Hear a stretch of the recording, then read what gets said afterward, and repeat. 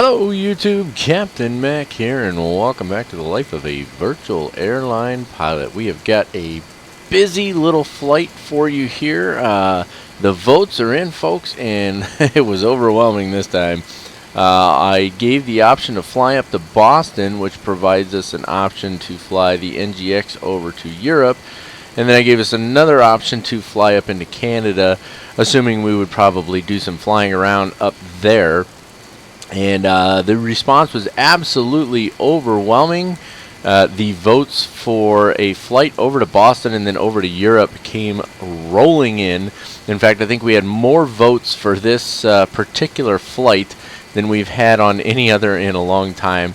And it'll be interesting, actually, because when we get up to Boston, of course, there will be an option to go somewhere else besides from Boston to Europe. So I'm curious to see how that goes, but I have a feeling I already know. Even our resident Canadian, and I'm sure we've got lots of Canadians on here, I just happen to know this individual. We've flown together before. Great guy, Pat. Even he hopped on there. He's from Canada. He lives in Canada. And he said, you know what? I want to go over to Europe. So even he voted to go to Boston and then over to Europe. So that was pretty exciting stuff. So really neat stuff going on. We got a ton of stuff for you today. A ton of stuff. So how do I begin this? Because it's actually a short flight, and it's probably going to be one of our longer videos because there's so many different things going on today. And let's start with surprise number one, and it's probably not that big of a surprise because if you pay attention to the titles, I kind of put the information in there. But we have now, here it is, FS2Crew for the Aerosoft Airbus. Now, I'm a dope. I didn't think about it. We've got Memorial Day coming up in just a couple of days, and of course, everybody starts having their sales. And I bought this like 2 days ago, and then yesterday, FS2Crew announced a 30% off everything sale, and I ended up paying more for this. Even more obnoxious is I found out, apparently, if you buy the Aerosoft Airbus X series now, you get FS2Crew with it. So that's kind of a bummer as well. Now, I do want to say two things here real quick about FS2Crew. Number one, this is an older version. It is the voice version, but it's an older version, so the interface is a little bit different, and the way it works is a little bit different. But it actually seems like it has a little bit of stuff that's missing in the NGX reboot version. So, I don't know, a little back and forth there, but I'm probably going to stumble through it a little bit. I've gone through it a couple of times, tried to get myself familiar with it. Obviously, I'm familiar with the general use of FS2Crew at this point because I've been using it with the NGX. However, there's no doubt I'm going to stumble through this a little. With that, also, the other thing I want to mention, for whatever reason, I could not get the flows and checklists to print up properly on my computer. And as a result, and let me just move a couple more windows around over here, I will be using a PDF version. You won't be looking at this, of course, but this is the manual here. You can see here's getting set up and our preliminary cockpit preparation and all of that stuff. These are all our flows, and the flows go right into the checklist, and so that's what I'm going to be using is the flows. But because I'm going to be using them on the PDF every once in a while, I got to click back over to the other window and scroll this down, and I got to look over there, and I got to read, and I've got to read stuff because I still don't have it all memorized, of course. So occasionally what will happen is, and of course we've had this 1,000 times in my videos anyway, but the sound will go quiet for a second while I click over to my PDF file here to scroll down and make sure that I'm caught up. So it can be a little obnoxious. I'm sure some people have been annoyed by that in the past. Oh, that's just so annoying when that happens. But, what can I say? Suck it up. That's what we're going to have to do. So that's my news on FS2Crew. And here's what I'm going to do. Here's how I want to do this. We're going to set up, we're going to get started on the basic setup of our flight here. And then once we're done with that, I have another surprise for you. So let's take a quick look. Here's our flight plan. I like to do this a little bit with Airbus. And then here's our fuel planner. Okay, and you want to use this guy to set up your fuel and all that stuff for the Airbus. It's fantastic. It's quick and easy. I do want to throw a quick note out there, and I'll see if I can find the comment again. I get a lot of great comments, by the way. Thank you all very much. I try to respond to as many as I can. If I don't have time for a response or I just don't have any substance to respond, I usually just give you a thumbs up. But I'm really appreciative of all the comments and the interaction, getting some great interaction from folks, and I really appreciate that. I'll see if I can find the comment from the individual. He basically came back and I made the comparison that the operation of the Aerosoft Airbus and the FS Labs Airbus were pretty much the same thing. And in the last video, you recall, I used the FS Labs Airbus tutorial flows basically to run the entire flight with the Aerosoft Airbus, and it pretty much worked out just fine. And he kind of said, hey, listen, there's a huge difference between the two, and it has to do with the depth of the simulation. And I think I mentioned that in that video, but I just want to clarify once again, there's no doubt that the FS Labs Airbus has a depth to it that does not exist within the Aerosoft Airbus. And that has to do with the depth of the systems. A lot of it's stuff that's unseen, some of it's just little things that you can do. That you can't do in the Aerosoft Airbus. So I really appreciate that feedback because he's a real-world A320 pilot, and so it was great to have that feedback. But that being said, don't shy away from the Aerosoft Airbus due to that. And the reason I say that is because the operation of this Airbus is almost identical to the operation of the FS Labs Airbus. There's only a couple different things that you can do in FS Labs that you can't do in this one, and the depth of those systems, unless you're a real world pilot, you're probably not going to notice it. So anyway, with the with the Aerosoft Airbus, okay, if I can get my Airbuses straight now, you want to pop up your fuel planner. We're on the A321, and we have the joy of 185 packs today, which is fantastic. Notice that everything's in kilograms here, and when I use my PFPX to create this flight plan, everything's in kilograms there. I want to keep those the same. You can see PFPX is telling me 4,500 kilograms, and they're telling me 4,781. Which one do you think I'm going to go with? Probably the one that's actually for the Aerosoft Airbus, right? So I've got everything all set up here already. Let's see. Trip distance, planned flight. Actually, planned flight level is incorrect, though. That's going to be 230. So that might even change our fuel a little. Doesn't look like it though. Let's see. Yes, same amount of fuel, so it's not going to make a difference. So you get all of this stuff set up. I'm not going to walk you through this. It's pretty straightforward. What's your flight level, planned flight level, taxi time? How long you think you're going to run the APU?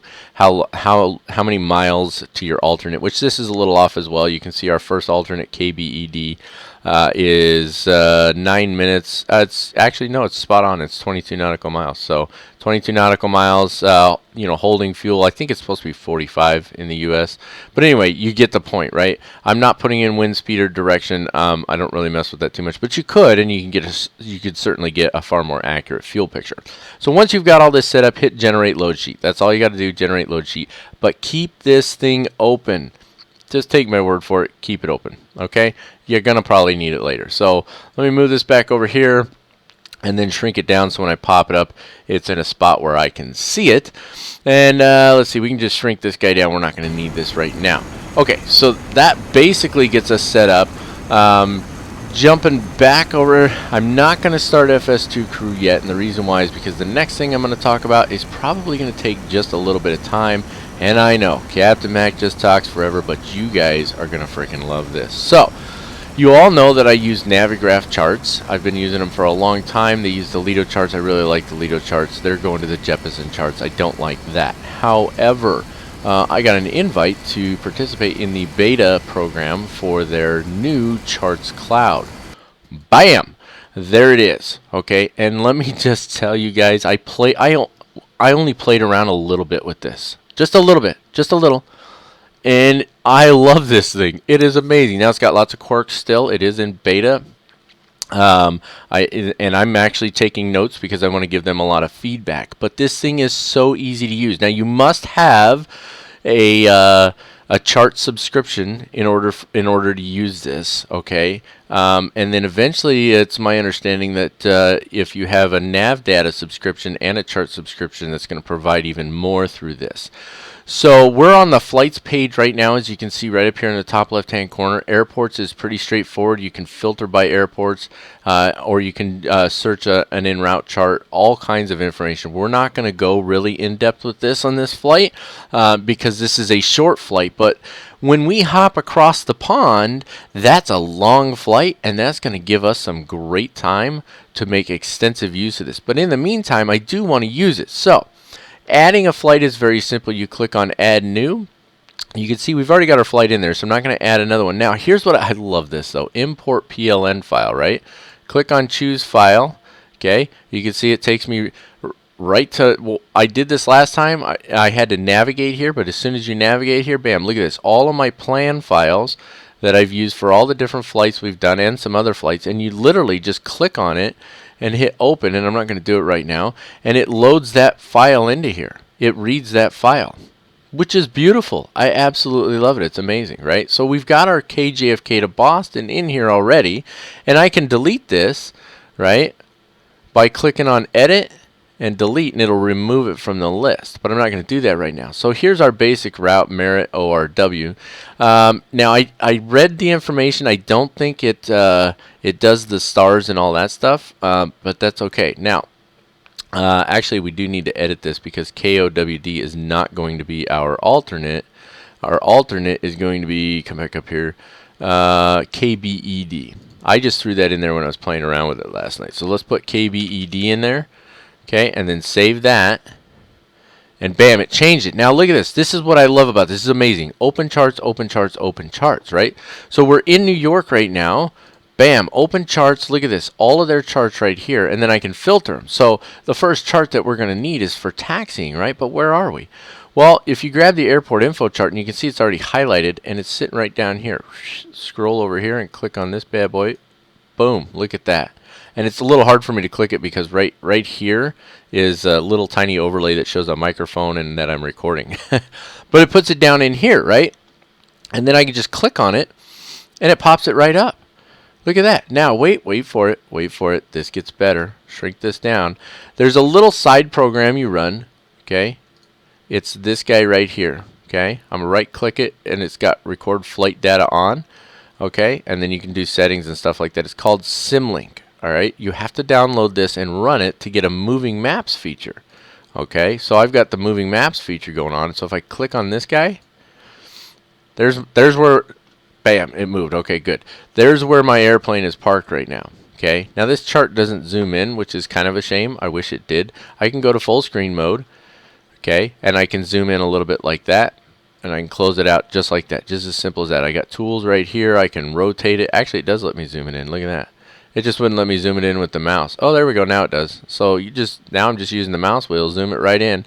And this is a moving chart. Now, if it's not a moving chart, it will say somewhere on here, usually up top or something like that, it will say this chart does not support moving maps, but this one does, which means once we choose our runway for departure, which we will here in a minute, I can have this running on my other screen over here, and it'll actually show our aircraft where it's at, so I know where to make my turns and stuff like that. Now, one of the things I'm going to note to Navigraph is, hey, it'd be great if when I zoom in, my arrow shrinks down a little bit, right? Okay, and it's being just a little slow right now, but that looks like that's as far as it goes. But if that would shrink down just a little bit, that'd be great, okay? So that's just one of the things I'm going to note. But the point is now I can just taxi and I'm good to go. Also, if you haven't noticed, I've got it on the night mode. If I change it to the day mode, it changes the charts to your normal Jeppesen charts. I like the night mode because, I don't know, it's not so bright in my eyes. Okay, so there's my airport information chart. And then once I get ready, I'll already have chosen my star. But let's say we're holding short of the runway. We're about to take off. I click over here on star. And let's just pull up our flight plan here real quick and give ourselves an idea. And I'm moving it off to the side here. We're taking, it's just direct to Merit. It says we're not even flying a star, which is a little silly in my opinion because there is actually stars that use Merit. I'm sorry, not stars, SIDs. Star is the arrival. The SID, there's a SID that uses Merit, this one right here, right? So if I click on this guy, now check this out, okay? Look at where it puts it. Now it's got it right down here.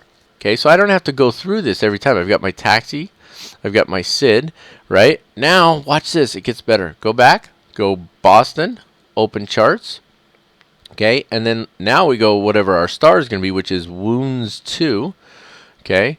So let's see, Gardner, Norwich, Wounds 2, all the way at the bottom, right? Bam. And that's in my list down here. Now, this is one of the things I'm going to mention to them as well. What I would really like is if these charts would if this little list down here would just continue from both charts. So as it stands right now, I have to go back to my New York charts, right? And then they're down here. And you can see that just pops right up or back down. And they don't really get in the way. But if I could put all my charts down here in order, then I don't have to keep bouncing back and forth between charts, right? So what I'd like to be able to do, and this is going to be what I'm going to tell them, is not only have all the charts that I choose in order here from all the airports, but then take this thing and shrink it down. So just move it off to the side over here so that it's not in the way, right? Let's see, what does this do? Now that's sign out. We don't want to do that, right? So if I can just move that so that it's just a little tiny bar over here or something with an arrow that you can click back whenever you need it. One of the little issues I'm discovering, you see right here, this chart's not really, it's like not showing anything right now, right? So we're way over here, but it's really having a hard time loading in. So I zoomed way out, zoom way in, whatever, and it takes time. It takes some time to load back in. Now my internet connection, you can see I'm on Wi-Fi. It's not fantastic. I need to get back to the hard line, so that's probably part of it. But it does cause some minor issues there as well. So you can see this thing is super easy to use, right? Absolutely amazingly easy to use. And I'm going to start using it for all my briefs and everything. And I've been trying to think about how I'm going to do it. And I think what I'm going to do is for briefing the taxi and departure, I'll just brief those on the replay, and that way I can have this up and you can see the moving map and all of that stuff. And I'll probably do my little overlay thing so it won't cover the entire screen and all that good stuff. And then I can brief the arrival while we're in the air without any problem, the approach while we're in the air without any problem. And then when we're on the ground, I'll have it available to taxi in as well. So a lot of great stuff with this thing. I really, really like what I'm seeing. This is really cool. And then it has your alternate in here as well. So if I have to go to my alternate, I can just go right to the charts for my alternate, and I'm good to go, right? So just really fantastic. Again, so as soon as I moved it over to this window, you can see already it's doing a better job of loading everything in. Also, once I click on the route, let's zoom back down here, you can see the route's in here now. See that little overlay? That's our route, right? And you can make, I believe you can make a route right here. Yep. So I'm not sure how you do it here, but I just right-clicked just randomly on something, and you can see it popped up everything that was right in that area. So you got some airways in there. It looks like a couple of... are these airports or VORs? What's my symbology here? Yeah, VORs. That's what I thought. The other thing, we're on low charts right now. We can switch to high charts just by clicking on that. The only thing I'd like to see added here is VFR charts. It'd be great if you could switch to VFR charts as well. I'm not sure if they can do that. That's a lot of information on a VFR chart. You think there's a lot here. There's even more on a VFR chart. But that put us on the search function by doing that. Click back over to flights, and look, it takes us right back to our route there. Beautiful, isn't it? It's amazing how easy and seamless that is. You know, so small learning curve on this, very small learning curve, and it essentially acts as an EFB. Now, there's some functions it could use that would help with that, but like when we're on approach, we should be able to see our aircraft on final. We should be able to see our aircraft on final without a problem. That would be really cool, wouldn't it? So it's really great what they're doing with this. I'm just absolutely blown away. You know, I'm not going to lie to you. Initially, I did not have high hopes for this, but I do now. Also, keep in mind that when this moves to a full release, it will be available for iPad and stuff like that as well. So you can connect your iPad to your flight sim. I'm not sure how they're going to do that, but you can have this on your iPad and act as a legitimate EFB. That's pretty stinking cool. Isn't it? That's pretty stinking cool. So I'm really excited about what we're seeing here. I want to jump back over here to our airport chart. There we go. So we're on our airport chart now. You can see there's our gate right there. Now, you can also, so we look at this right now and we say, well, okay, that's all well and good. Where are we? Well, you can also go over to your taxi charts here, and I can pull up one of the parking charts, and it'll tell me exactly what gate we're at and all of that. So that's really, I'm not going to do it right now, but just absolutely awesome, all of it. I really love this program. Okay, so I talked about it for a long time. Know that we're going to be using this. We're going to take advantage of this beta, and hopefully everything will go nice and smooth. As I get to know it more, if you guys are interested, I will do an in-depth look at this Navigraph. Right now, this is Charts Cloud, but essentially, I'm going to be calling it their moving charts feature. That's what I'm going to call it, their moving charts feature. But it's their beta Charts Cloud right now. So great stuff there. Very excited about it. Put it back over there. And so we're going to be using it on this flight. Okay. Lots of talky talk there. It's time to get rocking and rolling. We're going to be using our FS2Crew here. So with this guy here, you pop up the config panel. All right. And I didn't undock this. I could if I wanted. You can choose your crew, where your sounds are coming out. We can test that real quick. Audio test in progress. Left speaker test. Right speaker test. Audio test complete. Alright, so there we go. Good test. It's coming out the speakers I want to. I've not been able to change the pre-flight time. So we got a 30-minute pre-flight time, which means we're going to have some blank space in there. That's alright. I'll just do what I always do. I will edit that blank space out. For the life of me, I can't think of what AES is. I don't know why. I should probably read the whole manual, right? I do want them to do doors. It is a gate departure. It will be a gate arrival.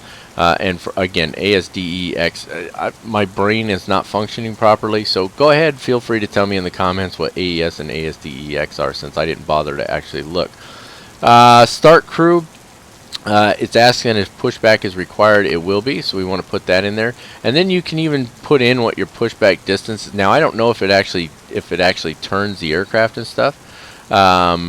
But real quick, you know what? While we're thinking about it, while I'm thinking about it, let's pull up our active sky here. Bam. And let's see, we're on JFK. So our winds, and I'm going to write this down too, or I'll forget. So it's 30 degrees at 17 knots. And we're at 2978.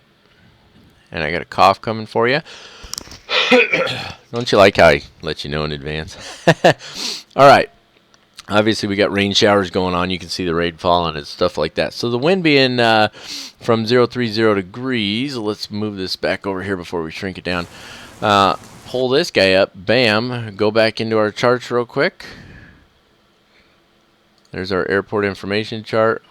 See how it's way up there right now? It's kind of weird, right? And I think it has to do with the switching screens, because as soon as I pull it away, you see it goes normal like that. So, and then it'll take a second apparently for our aircraft to catch up. So wind is 030, so it's going to be runway 4. I know we're parked right over here, even though this hasn't caught up.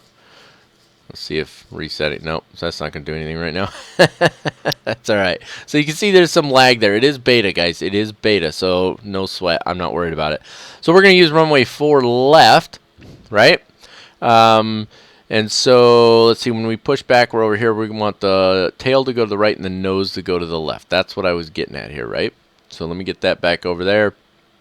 Back onto this guy. So we want tail left. Yep. And then nose to the right. As far as distance goes, I don't know. I'd be absolutely guessing, but I'm gonna go with 56 feet. I'm just guessing. And then the angle will be 90 degrees. It'll be just fine. So that's the quick setup.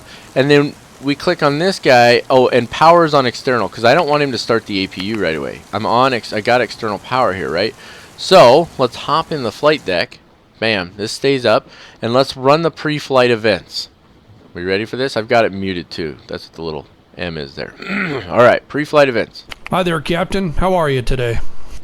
I'm good.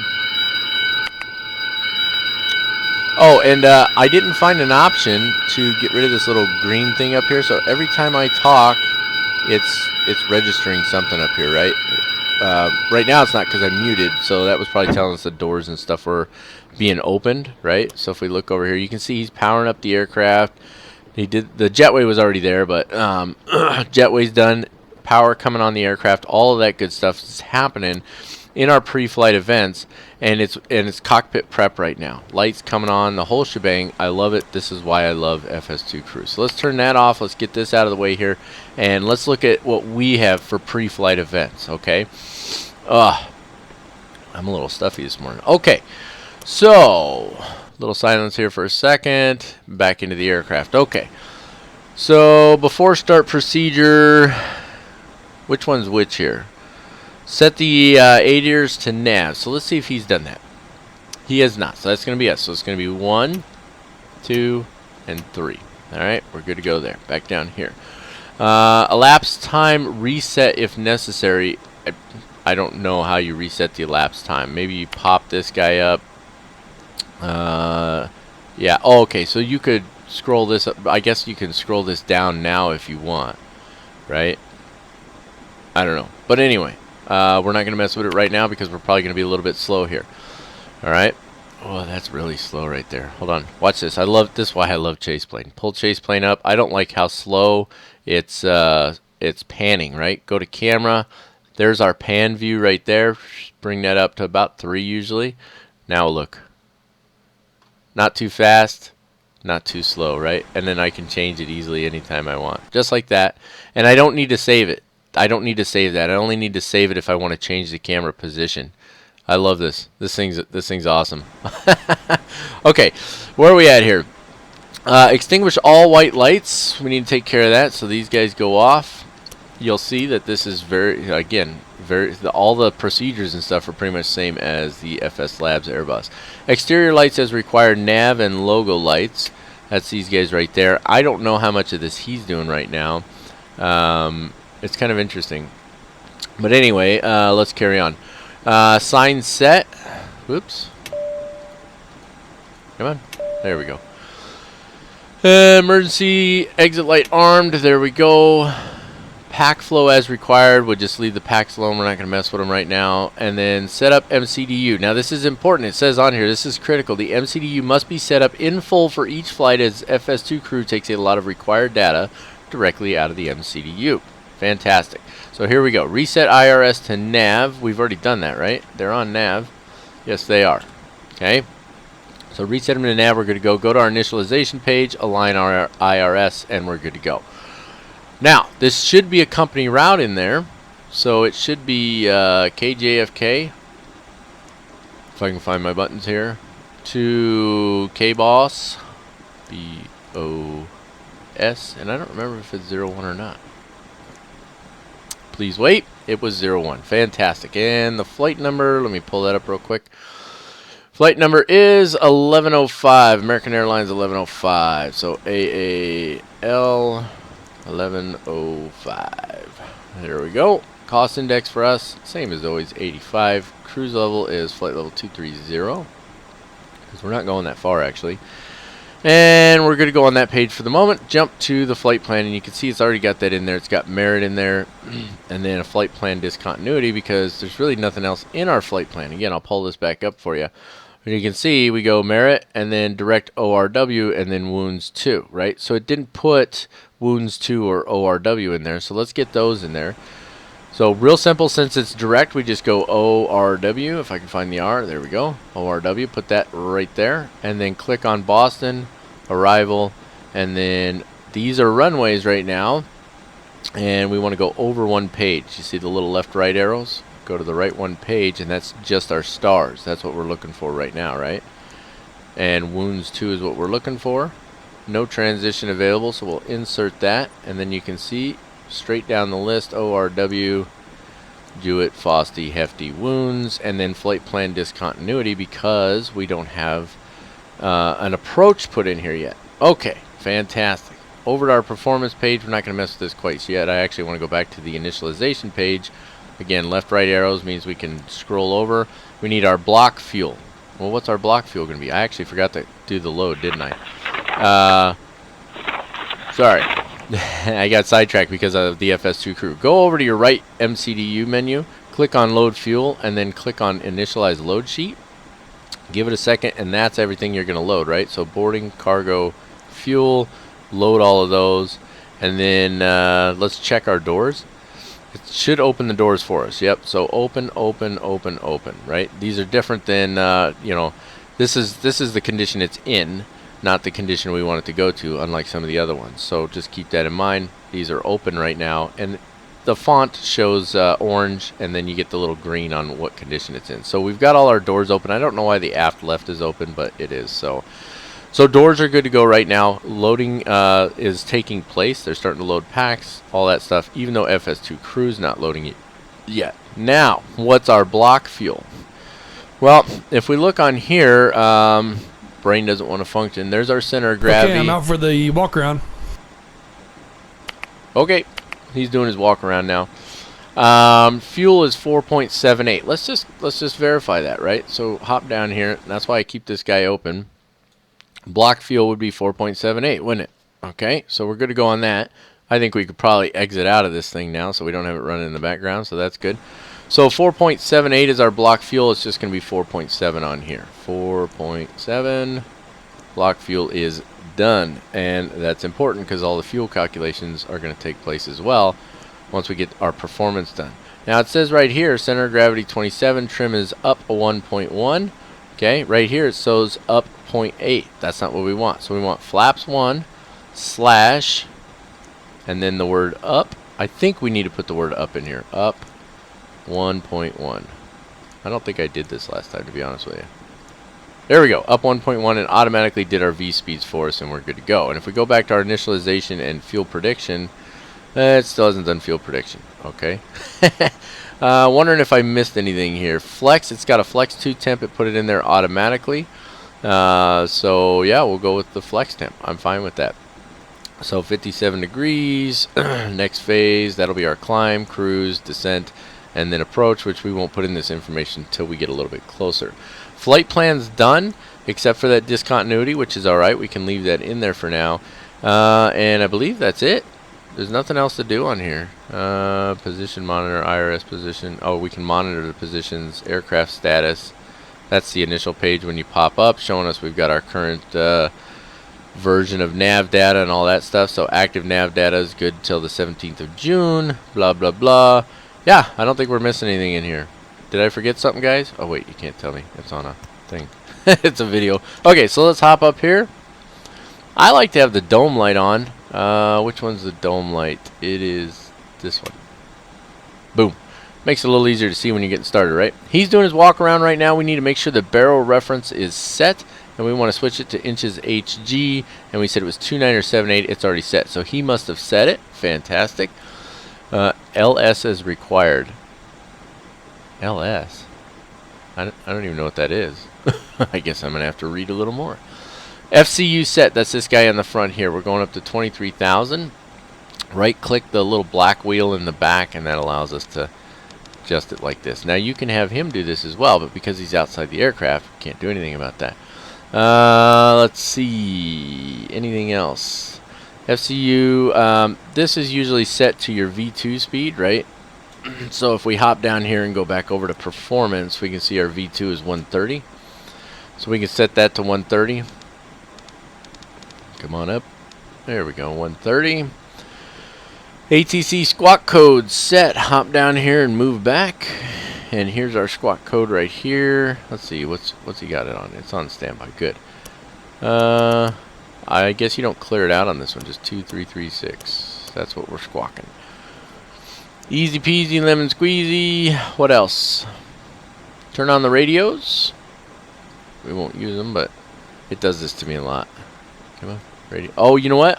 I remember. There we go. Okay. Nope, never mind. I was going to say something, but I was wrong, so it doesn't matter. Okay. Time remaining 18 minutes. The agent will ask you if we're ready for boarding. We need to reply yes to her. Now, we got a quick look right here. It tells us time is at 21 minutes. So we're going to go on that. Let's see. When ready, run the takeoff briefing. Okay, let's set up the briefing. We haven't done that yet. Departure brief and approach brief. We can play those when we're ready, but we're not going to do that until after boarding starts, right? So, noise abatement, departure procedure. I need to look at the I need to look at which procedures which, but we're going to go with one, assuming that that's probably no noise abatement procedures. We are not departing on a SID, actually. We're going to depart vectors, right? So if you look down here, let's hop back down here. So on our flight plan, I'm going to have to move this guy over here for a minute. On our flight plan, you can see that we're climbing to 1513.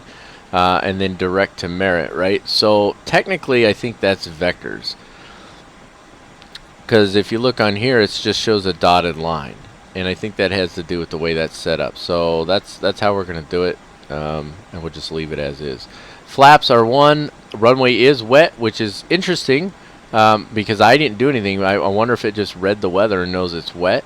Packs will be on. So we're ready to play this brief, but we're not going to do it yet because... I'm back from the walk around. Everything looks good. Okay. So there's all kinds of stuff. Like you can have him set altitudes and stuff like that. Like I could tell him... like I'll just do it here real quick. Let's try this. I'll show you. Set flight level 350.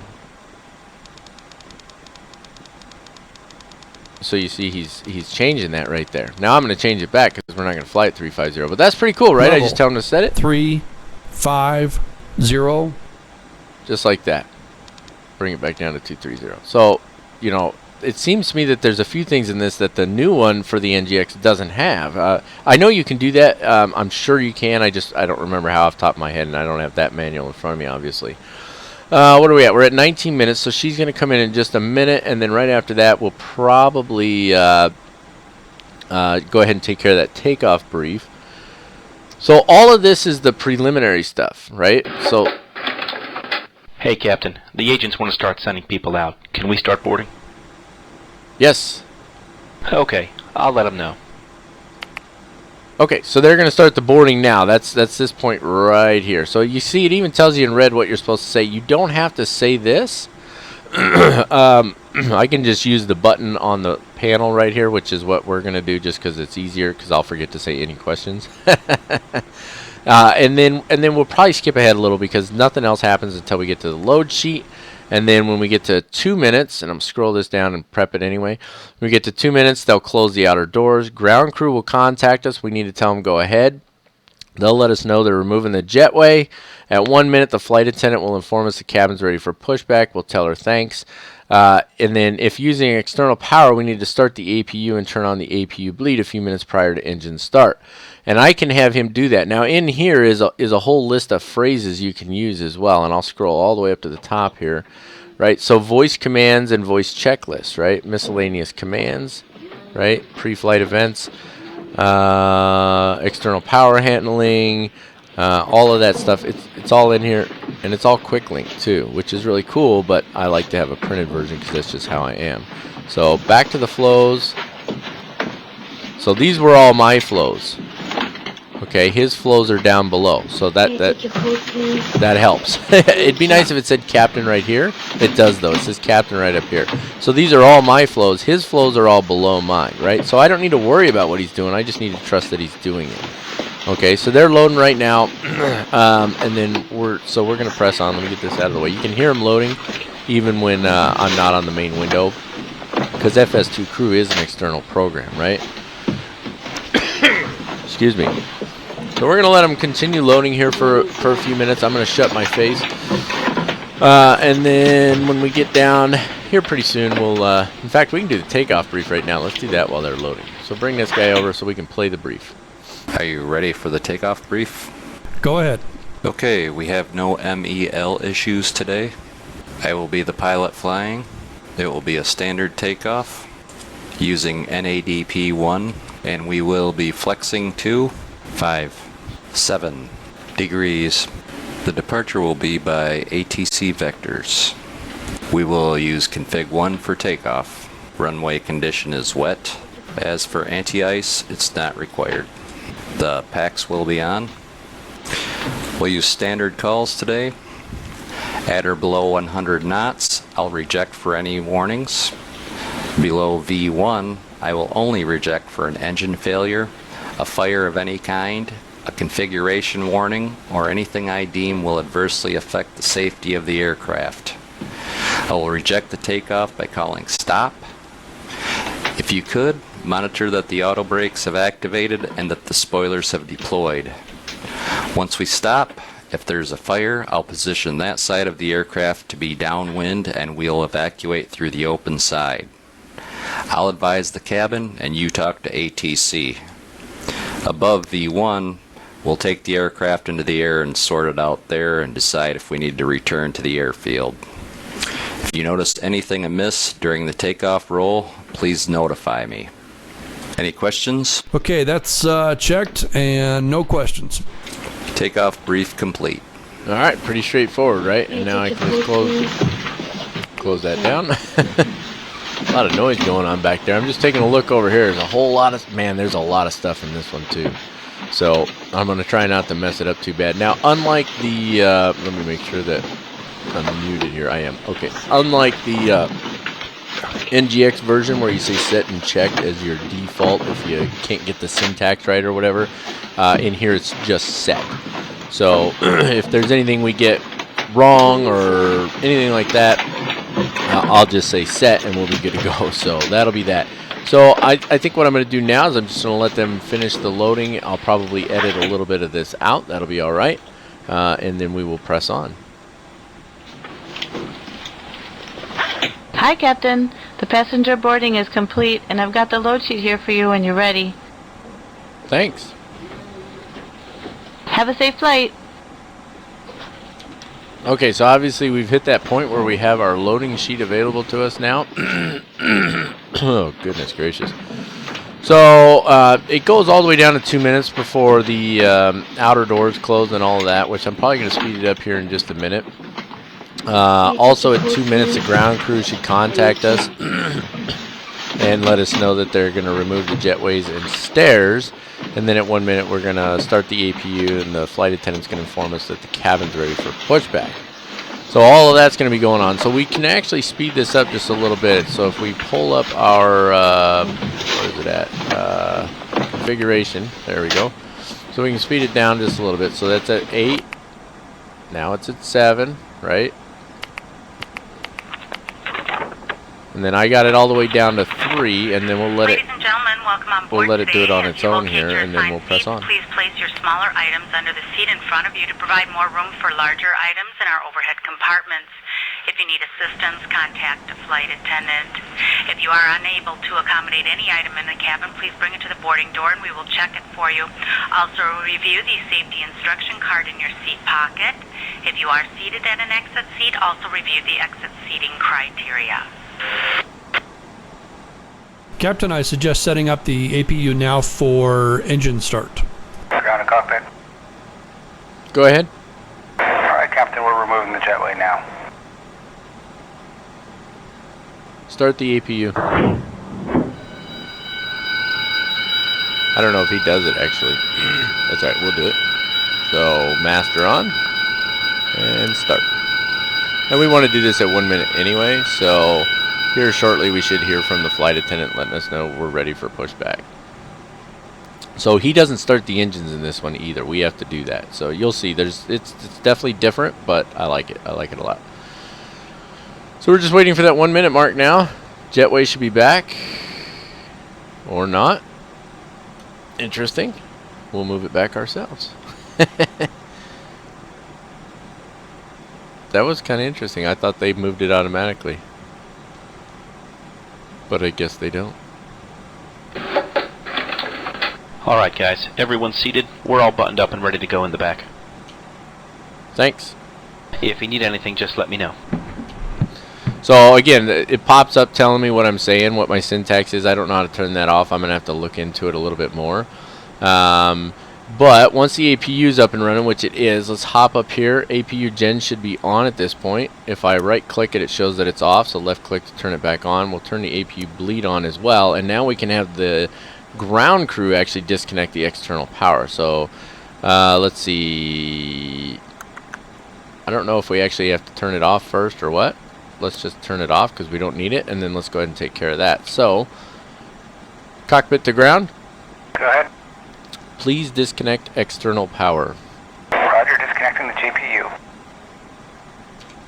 Pretty cool, right? So they'll disconnect the GPU. That's pretty cool. And then now we can go into our before start procedures. Before start procedures? Captain, the external power is still connected. Okay, so they're taking their time apparently.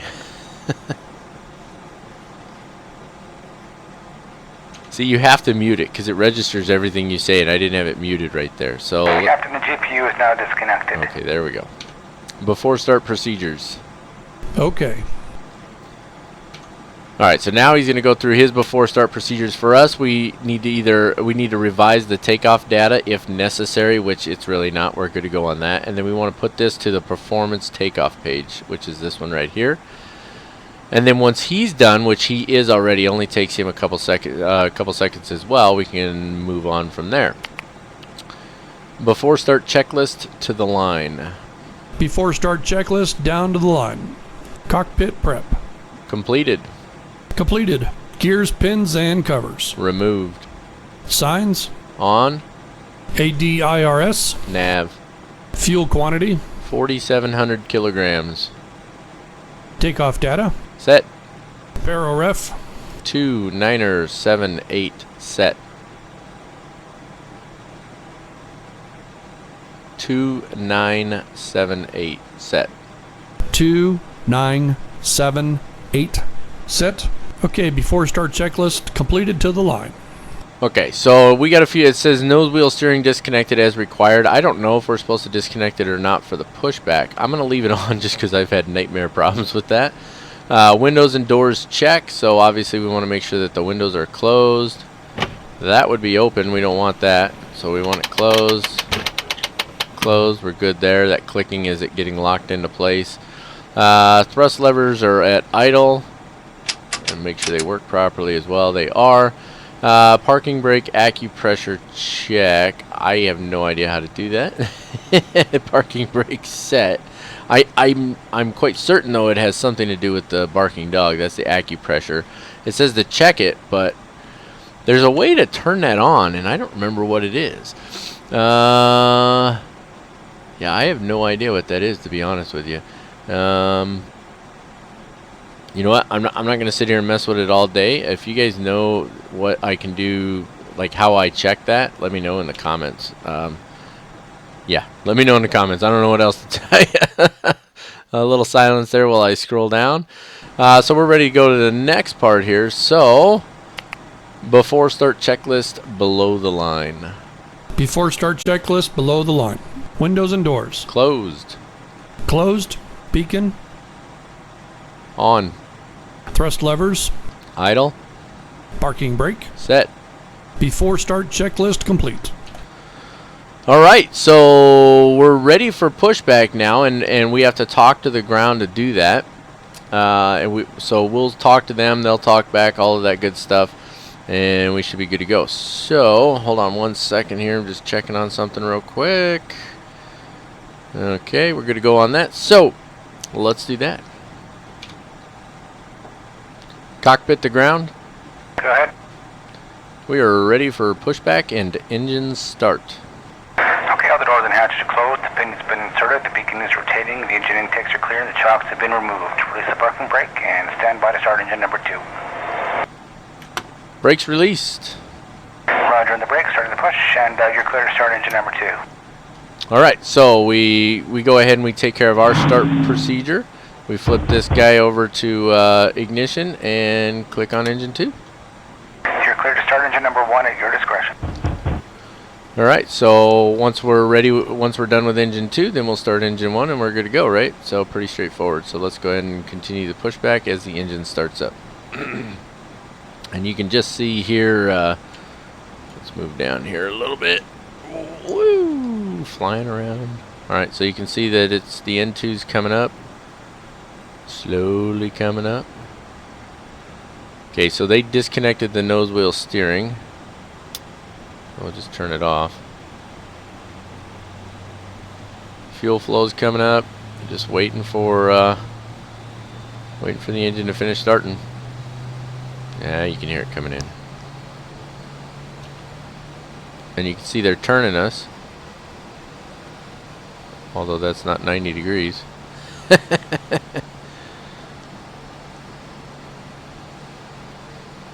Quick way to check if your engine's running is if the generators come on. Gen 2's on, so we can go to engine 1 now. There we go. Engine 1 always seems to take a little longer to start on this Airbus as well. There's the barking dog.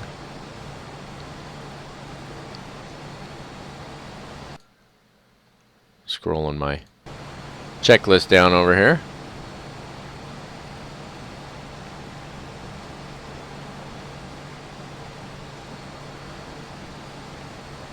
One thing I'm noticing with my beta charts over here is that my little arrow saying where I'm at, it's not moving. It's stuck right now, which is a little frustrating.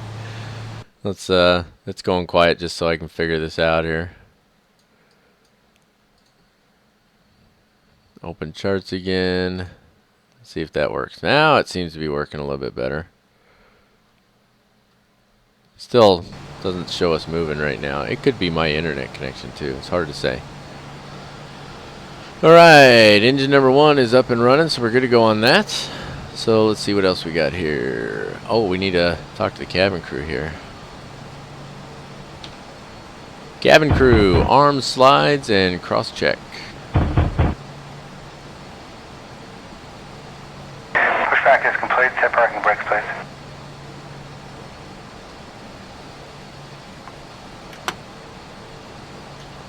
Brake set. Okay, Captain, target's removed, and I'll see you on the left-hand side of the pit. You are cleared to disconnect and go to hand signals. Alright, you'll have a safe flight. Alright, so I kind of messed up a little there, I think.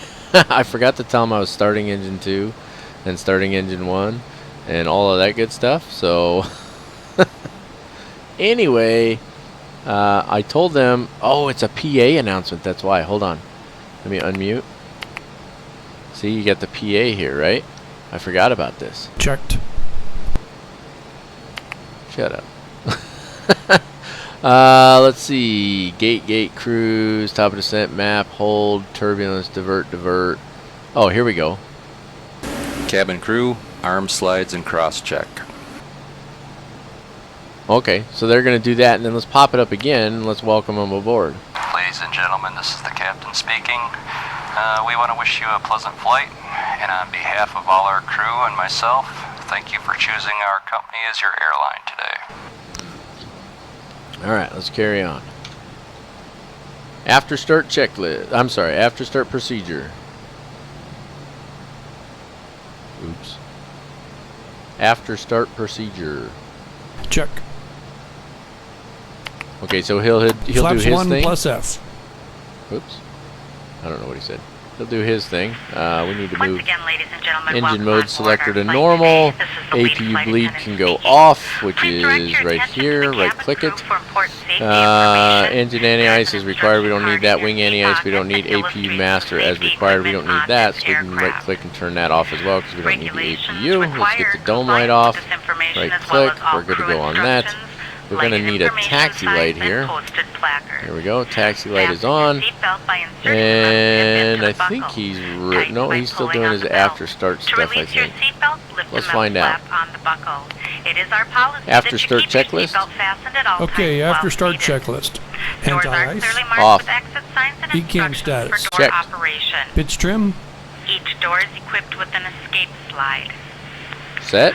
Locate Rudder the exit trim, nearest 0. you. The nearest exit After may start be behind checklist you. complete. In an Pitch trim is emergency, not lights set, will however. illuminate the aisle. It's The supposed to cabin be is at, pressurized if there is a loss of cabin what did we say it pressure, a was? panel will open and 1.1, oxygen right? masks will appear.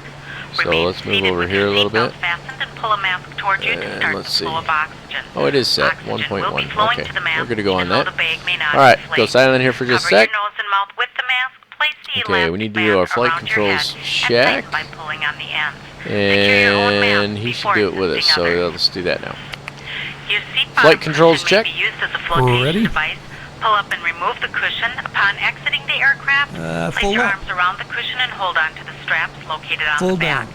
This is a Neutral. non-smoking flight. Smoking is not Full permitted left. in the cabin or lavatories. Full right. Cabin lights will now be turned off. Neutral. Reading light buttons are located Rudder. above your seat. Thank you for your attention. Full left. Full right. Neutral.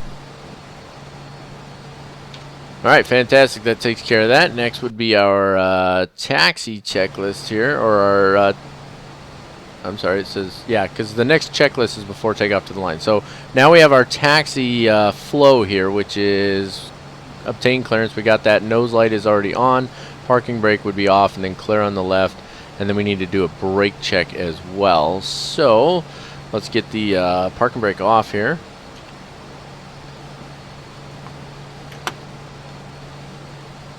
Clear on the left.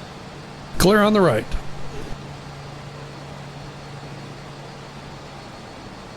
Brake check.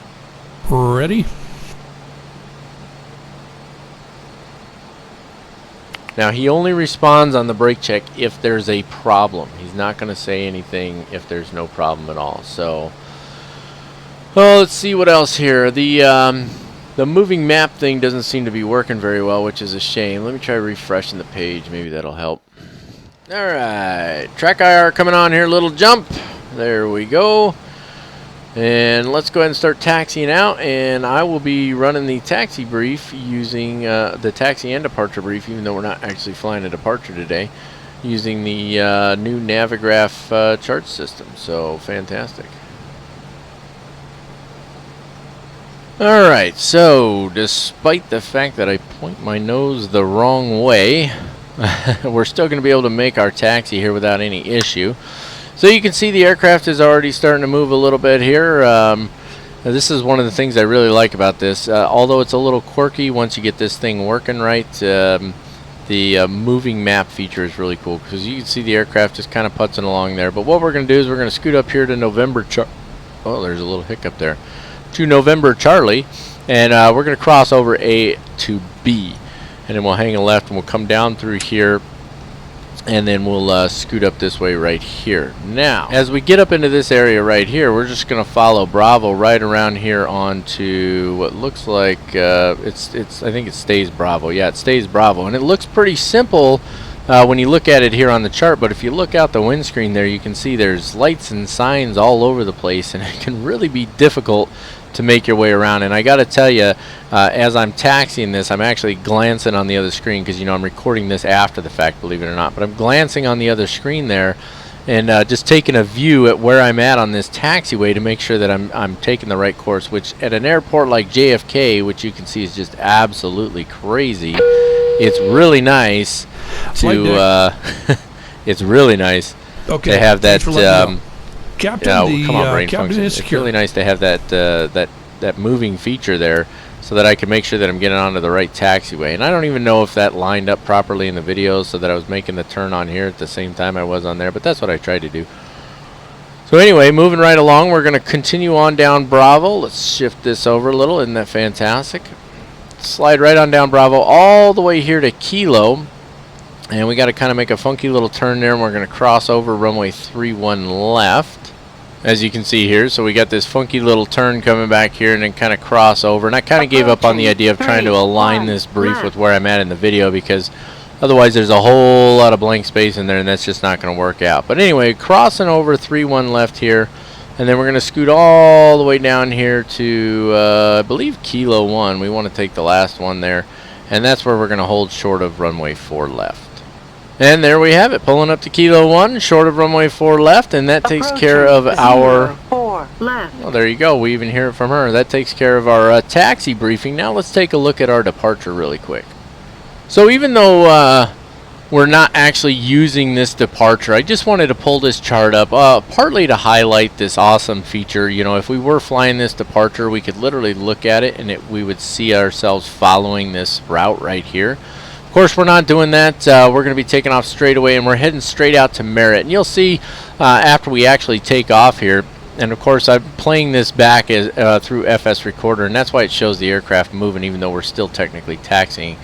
But you'll see, you'll see when we get into the video, as I get ready to go direct to Merritt, that's when I realized, because I'm kind of a doofus, that Merritt was literally straight off the end of runway 4 left. So that was fantastic. But that's what we're doing for our departure. So it's direct to Merritt and then on from there, rather than actually flying this departure, which is a little interesting. But nonetheless, we'll continue straight out here to Merritt. But if we were flying this departure and we had to follow this this actual departure procedure, then you would see right here as we come up, we'd make our right-hand turn and continue at the 100-degree heading, and then on vectors from there. Again, not going to happen. We're going to continue straight out to Merritt.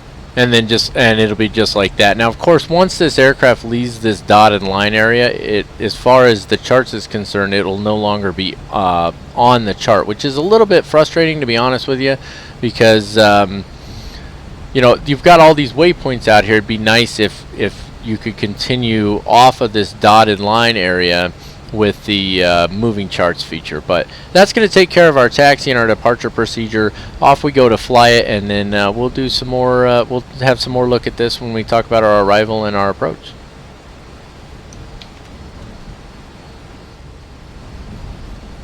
Before takeoff checklist to the line. Before takeoff checklist down to the line. Flight controls. Checked. Checked. Flight instruments. Checked. Checked. Briefing. Confirmed. Flap setting. Config 1 plus F. Config 1 plus F. V1, VR, V2 flex temp. 109, 123, V1 109, VR 123, V2 130, flex temp 57 degrees. V1 is 109. V rotate is 1, 2, 3. V2 is 1, 3, 0. And for the flex temp, we have 5, 7 degrees. ATC. Set. ECAM memo. Takeoff. No blue. Before takeoff checklist complete to the line. Alright, so we got that taken care of. We still got a little ways to go on our taxi here.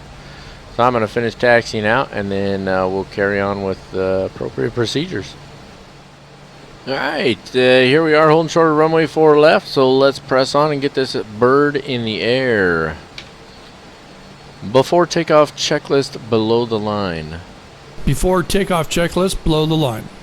Cabin crew? Advised. Are you sure about that? TCAS. TARA. Engine mode selector. Normal. PAX. On. Okay, before takeoff checklist is complete. Alright, so you probably noticed a little pause there after taking care of that checklist. I missed a very important trigger, and so I'm hoping it'll still work, even though I've already done the before takeoff checklist below the line. So we're going to try this, and it even says on here, note, this is an important trigger, don't forget it. So I'm hoping I can go back and still do it. We're about to find out. Cabin crew, seats for departure.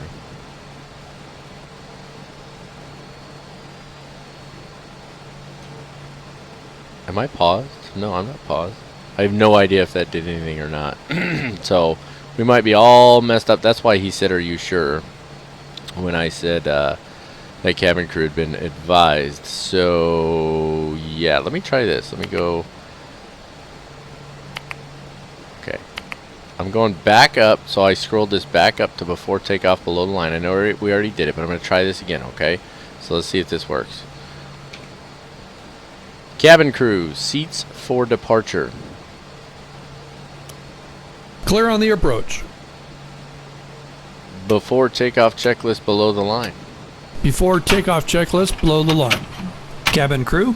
Advised. TCAS. TARA. Engine mode selector. Normal. PAX. On. Okay, before takeoff checklist is complete. Okay, I think we got it squared away that time. Track IR coming back on here. Little jump. There it is. Okay, so I'm not going to talk to you guys so much at the moment because I need to unmute this thing so that I can do all the other stuff that we're supposed to do. I got to tell him take off, all that stuff, gear up, all that good stuff. So I'm going to unmute that. I'm going to stop talking to you for a minute, and away we go.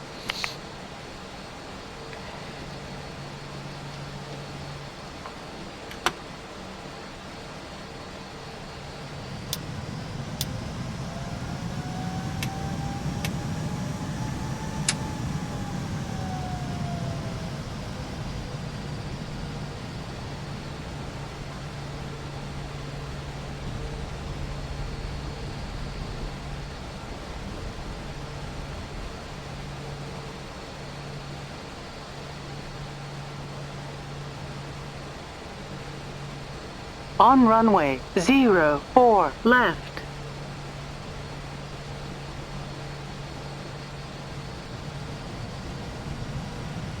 Take off. Check.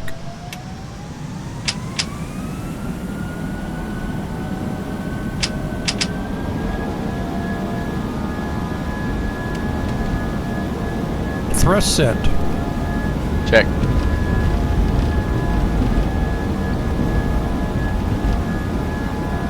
$100 knots. Check. V1.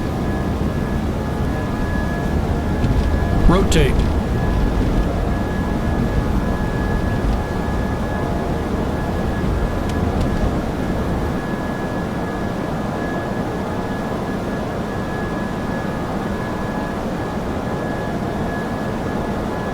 Positive rate. Gear up. Gear up.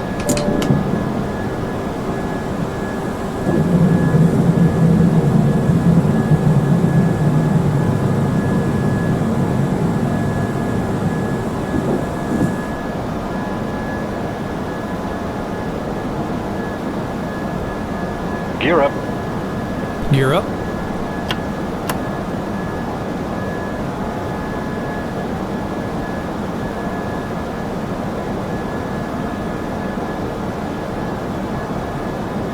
Bird is heavy. Bird on. Check.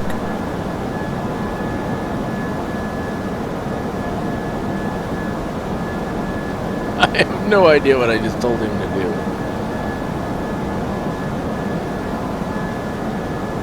But he changed my flight director. Bird off. Bird on. Check. Bird off.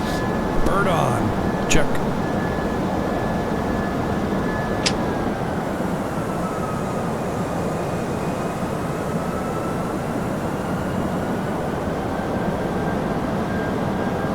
Crosshairs. Crosshairs. Checked. Uh-oh. I'll fix that later.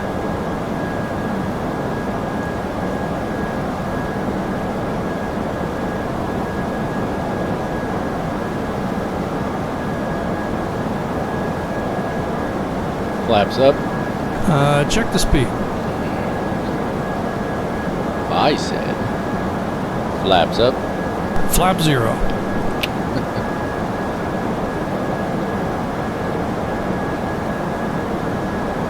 After takeoff checklist to the line. After takeoff checklist, down the line. Landing gear. Up.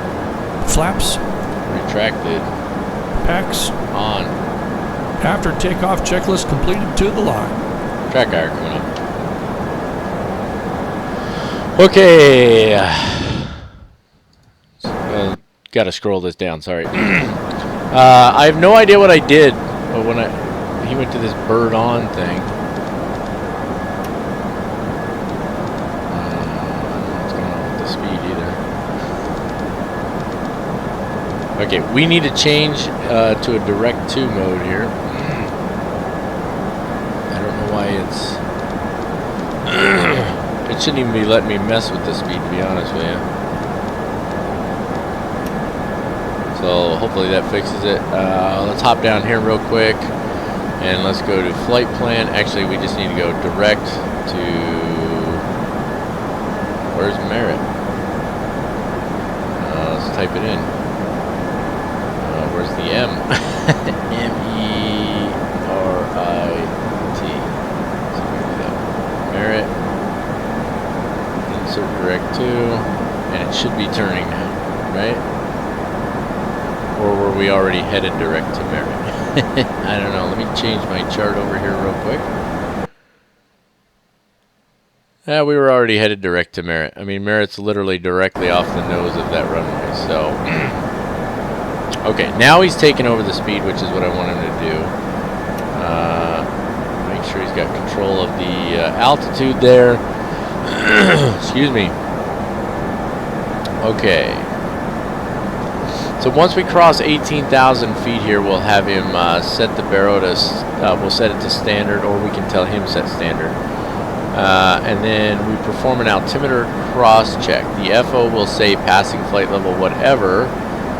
Okay, and when he says now, as the aircraft passes through that flight level, speed checked. And then we do the after takeoff checklist below the line. So that's going to be coming up. So let me get the landing lights off. Passing 10,000 feet, Captain. Actually, he already did it. He may have done it. I don't know if he did it immediately at that point or what. find out on our A cards. Let's see, anything here for these guys? Nope, nothing at the moment. You can pull up a map. I haven't tried that yet, but I'm not going to do it right now. So when we get to top of descent, or I'm sorry, when we get to cruise, we'll give another message to them, and then if we have any turbulence, anything like that. So that's all pretty straightforward.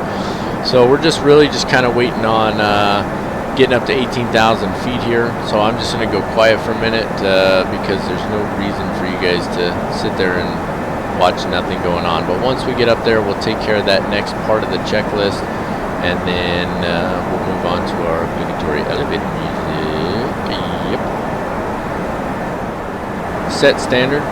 Standard cross-checked. Passing flight level 190. Reaching transition altitude, Captain.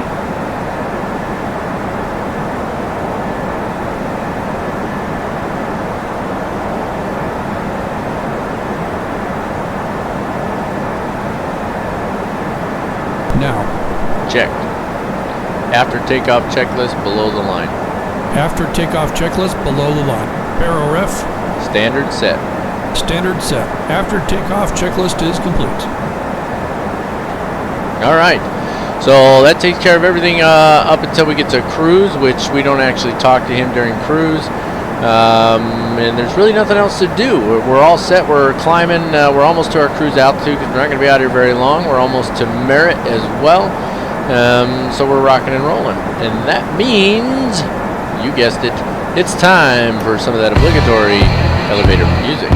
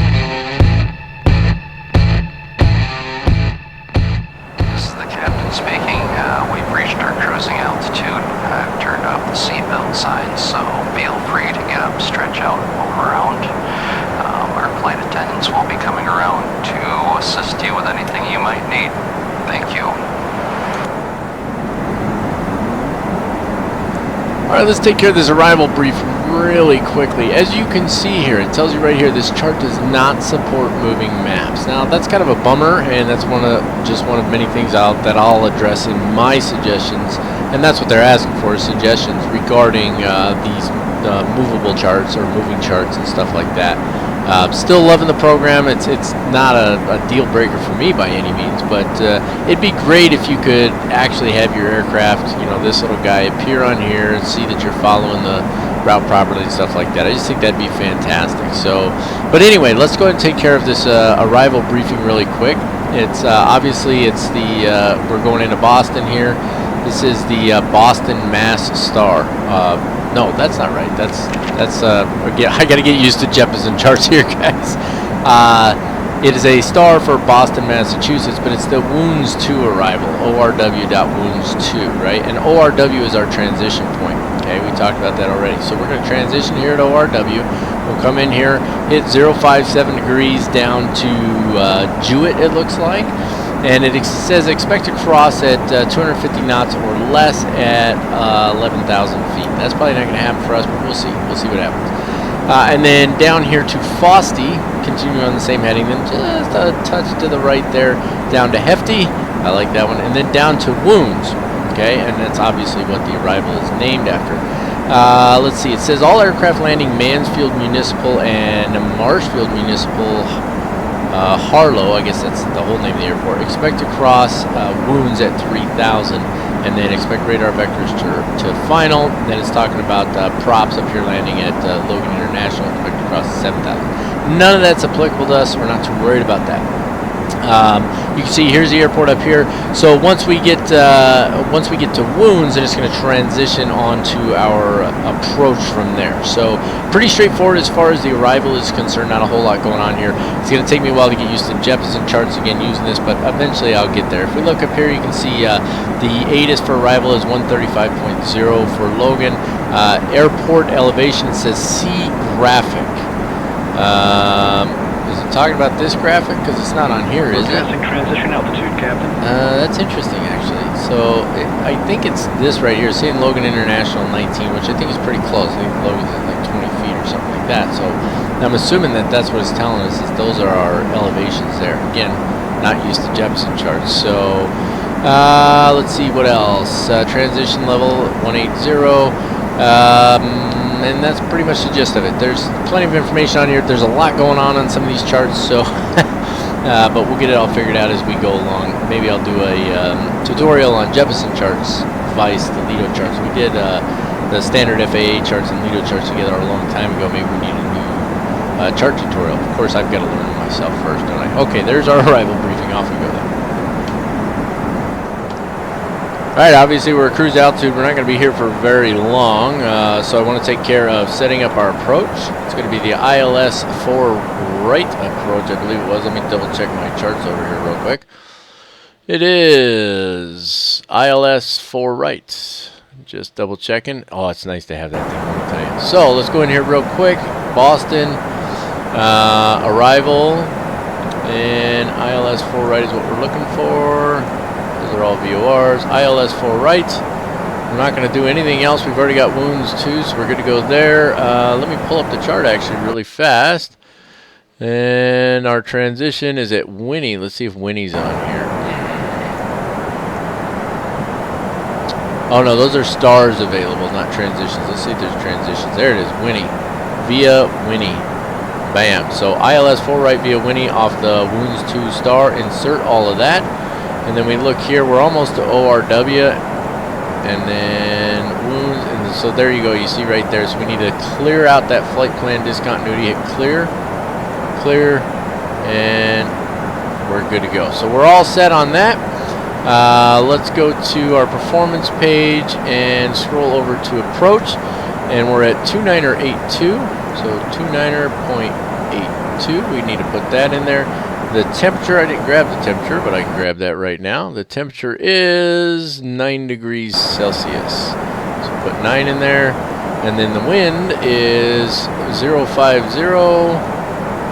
at 13 knots. There we go.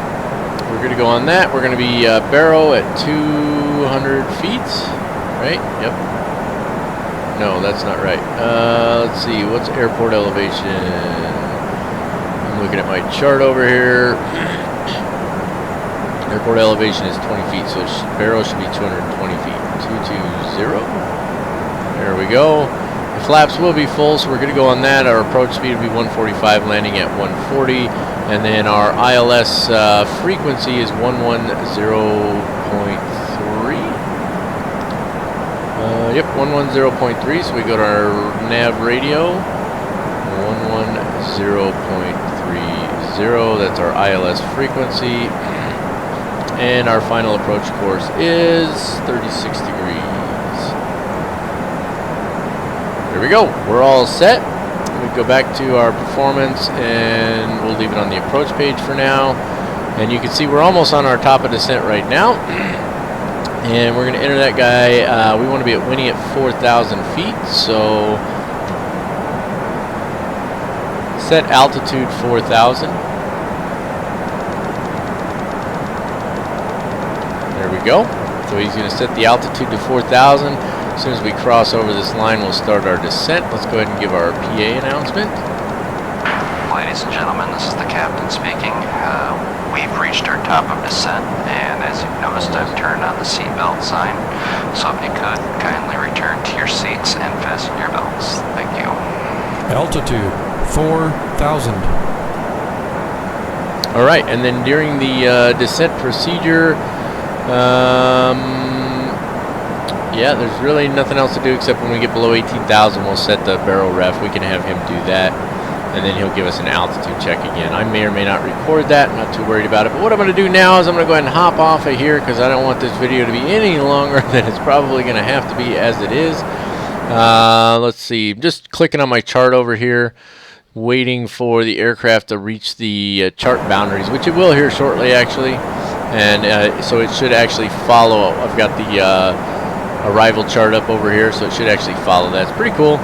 Remember, you must left click this knob to push it in as you cross over the whatchamacallit there, the top of descent point, in order to initiate the descent. It won't do it on its own. So I'll just hang for a second. If I remember correctly, see it says decelerate. That means do it now. Bam. As soon as you see decelerate, that's when you click on that's when you press the knob here and you're good to go. So we're into our descent now. We will be briefing the approach here. In fact, I'm going to go ahead and I'm going to leave space for the approach brief right now. And then once that's done, I will see you guys again when we're on approach. All right, we're going to be flying the ILS or localizer runway 4 right approach today. Our ATIS is on 135.0. Approach on 120.6 and tower on 128.8. Once we get on the ground, we're going to go to 121.1. Our localizer and ILS frequency is 110.3, and our final approach course is 036 degrees. We should intercept the glide slope at Milt at 1,700 feet. And let's talk about the approach itself. So you can just see the aircraft coming onto the approach chart here. This is actually my second attempt at this because the first time it was saying that this chart does not support moving maps, but it does. You just have to refresh your browser for some reason. But either way, we're going to enter here at Winnie. As you can see, we're just crossing Winnie there, and from Winnie it's down to Nabo, and then from Nabo we'll already be on our final approach fix, so we'll continue on from there to Milt. Now it'd be great if we had a little some type of aircraft indicator that showed our altitude to make sure that we were on the right altitudes there, but we don't. That's one of the things that I'll ask them about, or I'll suggest to them. But either way, on to Milt, and we want to be about 1,700 at Milt. Now I'm recording this after the fact, and I can tell you we didn't make 1,700 at Milt. In fact, we completely missed the glide slope, and I have no idea why. But either way, we continue on to Milt from here, and then from Milt it's going to be down to Ursu, which should put us at 3.8 from the marker, not from the marker, but from the runway, from the ILS. Come on, my brain doesn't function at all anymore, does it? That's 3.8 from the IBOS, which is the ILS frequency transmitter. There's the word I'm looking for, transmitter. And then from Ursu on into the runway, unless of course we need to execute a missed approach.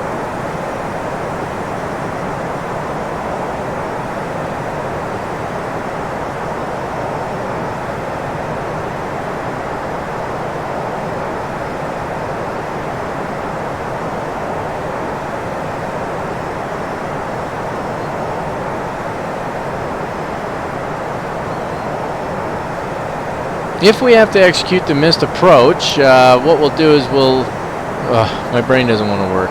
This is ridiculous. If we have to execute the missed approach, we find that information, the text version of it anyway, up here on the top of the chart. So the missed approach, we climb to 3,000 feet, and we intercept the 030 degree radial for the Boston VOR outbound. We're going to take that out to the Waxon intersection, which is 14 nautical miles from the Boston VOR, and then hold there or continue as directed by ATC. Now, it's actually a bit of a right turn, but it doesn't say anything about that. It just tells you to intercept it. So you climb straight out, but once you're receiving that VOR, then you're going to have to make a right turn to intercept that 030 degree radial, right? So what does that look like? Well, we can see down here, well, it's laid out different on these charts, so I'm struggling to get this figured out.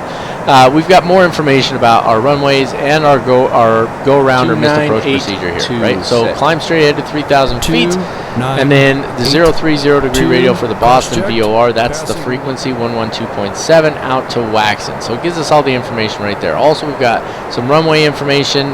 This is our lighting configuration, our approach lighting configuration, which I don't remember what those mean right now. And then we've got PAPI lights on the left-hand side. There's all kinds of other information down here. Straight in landing for 4 right, ILS information, localizer information, minimums. All that stuff is all in these charts, and I got a lot to learn about these before I can really brief them all that great. But I think we covered the gist of it for this one at least. There's our approach briefing. Note that this is about to get really ugly, and you'll see why when we get there.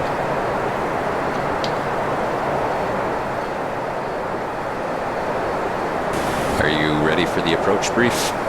Okay. Okay, we will be arriving by the ATC assigned star. As for the approach, we can expect the ILS. Landing runway condition is wet. Anti-ice is not required.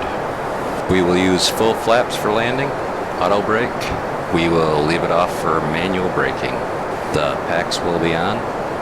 And for the MDA, it's 220 feet. Any questions? Okay, that's checked and no questions. Approach brief complete. Okay, so I actually wanted to do medium on the auto brakes, but for some reason it wouldn't let me switch that on the briefing. Maybe it's because I didn't have them on already. I don't know, but as you can see, we're coming up on Winnie here. When we hit Winnie, we're going to have them activate the approach phase. And hopefully my little chart over here will show the aircraft actually flying on the approach. That's what it's supposed to do, but of course it is a little quirky still. Remember, it's in beta mode, so it is what it is. But and then obviously we've got our approach checklist to take care of, and our landing checklist and all that stuff. Now there's one thing on here for the landing checklist. It says cabin crew. I'm supposed to say they're advised, but I don't see anywhere where it says to actually advise them. So not really sure about that one, but anyway, whatever. It is what it is. So let's press on here. We're below 10,000. Let me see if he turned the landing lights on. He did. Landing lights came on. So he's just doing that stuff automatically, which is really nice. I like that. Let's see what else. We're tuned in on the radios. We did that via our nav radios on the MCDU, and we're almost there. Let's go ahead and let's activate it now. Let's get started on this. Activate approach phase. I'm assuming he does that. Approach phase is activated. Yes, he does. Approach checklist. Okay, approach checklist. Briefing. Confirmed. ECAM status. Checked. Seatbelts. On. Aero ref. 2982 set. 2982 set. MDA DH. 220 set. 220 feet set. Engine mode selector. Normal. Alright, approach checklist is complete. Alright, so that takes care of the approach checklist. A little jump in the video there was because I accidentally paused the recording instead of just hitting the mute button because I'm retarded, so don't mind me. But low cough here. Either way, that takes care of our approach checklist. Let's zoom this down just a little bit here. So you can see we're coming up on Winnie here, and that should technically put us onto the approach chart. Let me show you what I'm looking at here while we got just a second. Ladies and gentlemen, we'll be So we should see the aircraft pop up on the approach chart. You see right now it says aircraft is outside of the chart bounds. If I go back, shrink it down, there we go. It shows the aircraft on here, and then go to my charts, and back to my ILS chart. Takes just a second, same thing, do that. So it's still saying it's outside of the chart bounds. Nothing I can really do about that at the moment. I don't know if it's actually going to show up on there, but if it doesn't, then I'll be sure to let Navigraph know about that. So slowing down nicely here. You have to make sure you extend flaps in accordance with the placard, which we're pretty close to the first one. I think it's 230. So I'm going to stop talking to you, and I'm going to start talking to him again, and we're going to take care of business here. Flaps 1. Speed checked. Flaps 1. And he'll do that speed check every time I ask for flaps. So if I'm above the flap speed, he's not going to like that, right? So flaps, let's see, that's just flaps 1. It doesn't include, or that's just the slats. So we can go 1 plus F at 215, which we can do here shortly. Or we can go to the next flap setting. I don't know, we'll do one or the other. Alright, carrying on. Flight deck. Okay, thanks for letting me know. Captain, the captain is secure. Okay. Flaps 2. Speed Gear down. checked. Flaps 2. Gear down. Gear down.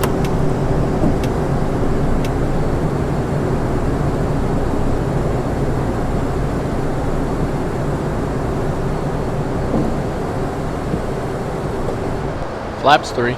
Speed checked. Flaps 3.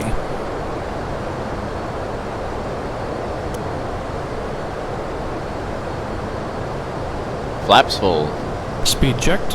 Flaps full. Cabin crew seats for landing.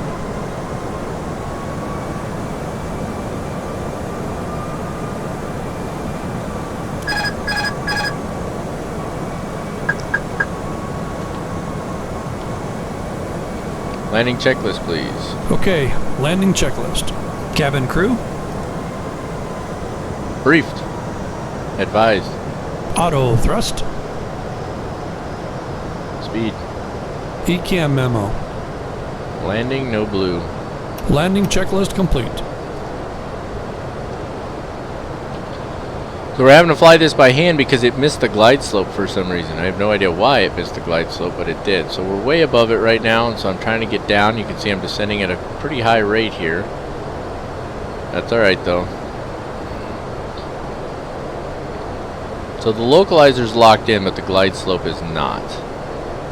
And we're just way too high right now. So you can see right over here, here's our diamond. I need to get that diamond centered, which I'm working on it. And of course we're off to the left a little bit as well. So see how high we are there? Way too high.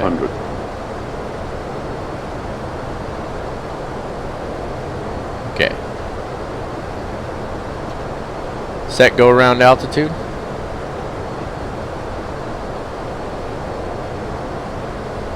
Set go around altitude.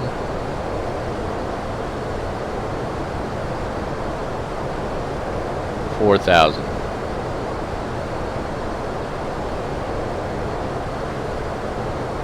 Set go around altitude 3,000. Altitude 3,000.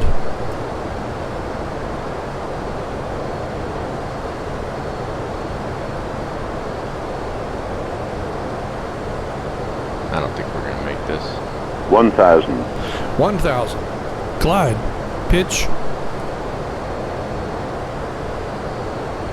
Approaching 0, Passengers are freaking out, right. I know. Pull up.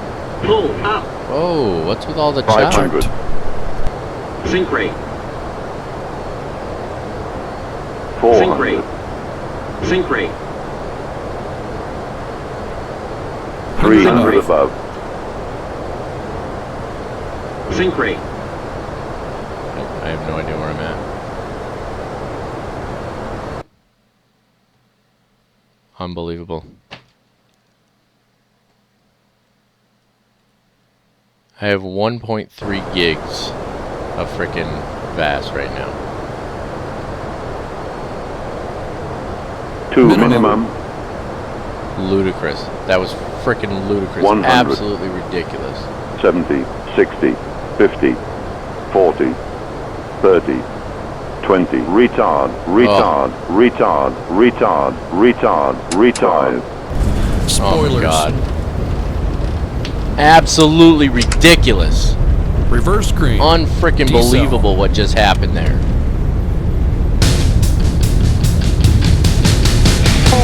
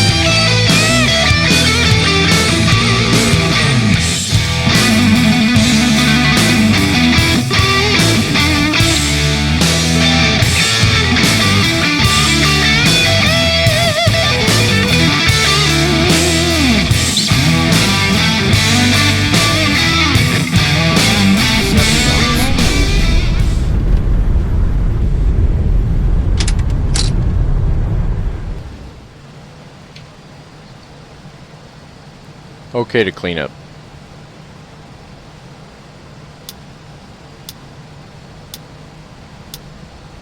Ladies and gentlemen, this is the conclusion of our flight. Please remain seated with your seatbelts fastened until the captain has turned off the seatbelt sign and the aircraft is parked safely at the gate. This will be your indication it is safe to move about the cabin, gather your belongings, and disembark. We'd like to thank you for flying with us today. We appreciate your business and hope to see you again on a future flight. Alright, so I paused and sat here for probably 10 minutes. Trying to decide whether or not to upload that, because that was ridiculous. But I decided to go ahead and upload it because you guys experience that stuff too. And I'm not real big about making my videos look like everything's perfect all the time. I'm pissed off though. I'm really pissed off. That was freaking insane. I had plenty of VAS. There was absolutely, I don't even have AI traffic on, so there's no logical reason for that. I have no idea why that happened. I don't know what caused the freaking thing to freeze like that, but I'm not happy about it. Ended up with a 300 foot per minute landing. I was a soup sandwich all over the freaking place. Just an absolute freaking disaster on that. I don't really care that much about the landing. I mean, that ticks me off because I like to get my landings nice and smooth. But my goodness, that thing, that was just absolutely ridiculous. And I have no idea why it did that. None whatsoever. I had no problems coming out of JFK, but flying into Boston on short final, it completely freezes. And the whole approach was jacked up anyway. Why didn't it catch the glide slope? It should have caught the glide slope, but it didn't. It never grabbed the glide slope, even though I had the approach mode armed. It didn't grab the glide slope. I kind of forced it down there. I know that's not the right way to do it, but I didn't want to friggin'... To be honest with you, I didn't prep myself for a go-around. That's my own fault. I didn't prep myself for a go-around, so I wasn't ready to go around in the aircraft. And it just... unbelievable. Absolutely unbelievable. I cannot believe that just happened. I really can't. I'm pretty ticked off about that. So anyway, I decided to go ahead and put it on there because that's the reality of flying freaking flight sim sometimes, right? It is. Approaching. And so you guys get to see me deal with the same crap that you deal with. It rarely happens. I got a pretty good setup on my system and my sim, but it does happen. So we're gonna go ahead and take care of a couple more things here real quick, get it in, park it, and then I'm gonna wrap this one up because I'm just ticked off right now, and my apologies for that, but I know that you all know the frustration. I've got its FSUI PC registered version. I could reload the flight from a saved point and fly it in and land it and get everything all nice and pretty, but I'm just not going to do that. I'm not going to do it. So really stinks,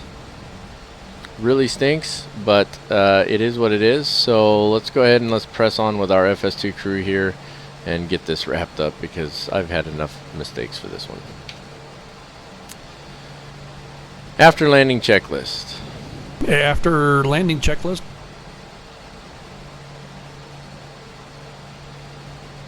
Okay, after landing checklist is complete. Alright, so obviously he does all of that by himself. So I'm going to go ahead and pause the video here until we get up to a parking space and get parked and then be done with it. Cockpit to ground. Go ahead. Please connect external power. Roger, connecting the GPU.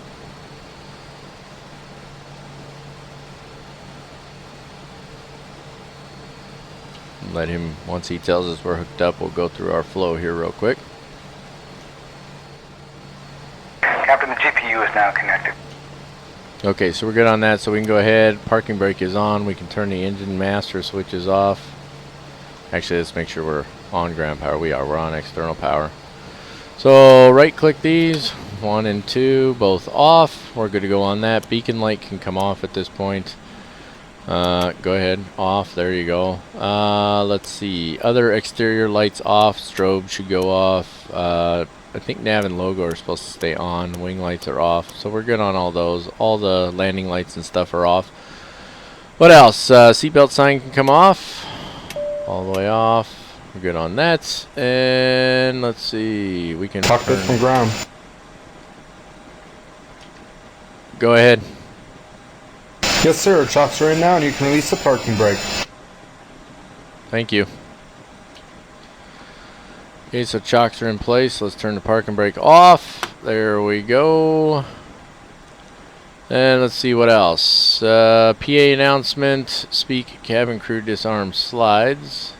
Let's see if it'll just let us do it. Cabin crew disarm slides. Yeah, I don't think so. Cabin crew disarm slides. Checked. Okay, so we're good on that.